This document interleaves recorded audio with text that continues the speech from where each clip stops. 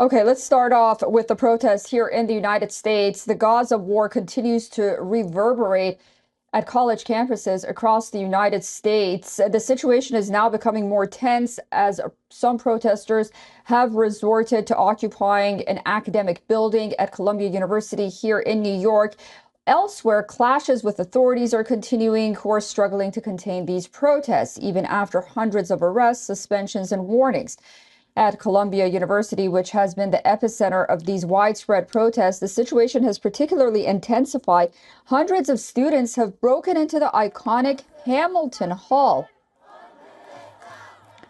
They have laid siege to the academic building and have barricaded themselves inside it. Linking their arms, the protesters chanted pro-Palestinian slogans while also raised banners and unfurled Palestinian flag. They also renamed the Hamilton Hall to Hinds Hall in honor of Hinds Rajab, a 6-year-old girl who died in Gaza earlier this year in an Israeli attack. The building has had a long-standing connection with student protests. It was also occupied during the 1968 civil rights and anti-Vietnam War protests on campus. After the anti-Gaza war protests, which have intensified in the last 2 weeks, Columbia University has begun suspending the protesters as they have defied the deadline set by the authorities to leave the encampments. But students are not backing down.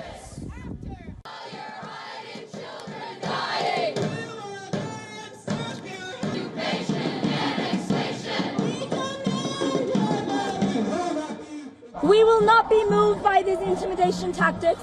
You can see outside you now that the students are mobilized. There's hundreds of them here today.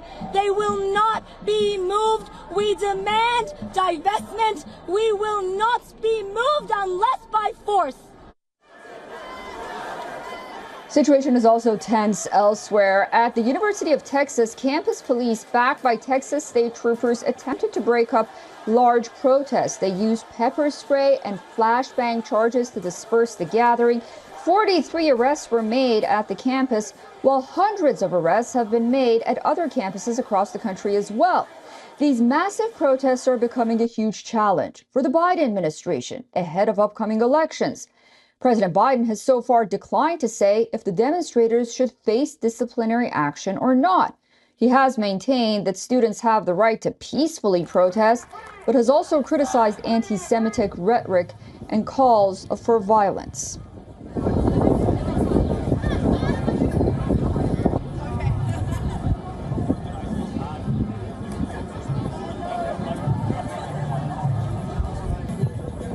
As far as police presence, that's up to the colleges and the universities. That's for them to decide. And we have to be able to allow Americans to peacefully protest within the law. That is important, and that's what the president wants to see. I can't comment on every case. I can't comment on everything that we're seeing out there. What I can speak to is more broadly and what we want to see and what we've called out. For all the latest news, download the WION app and subscribe to our YouTube channel.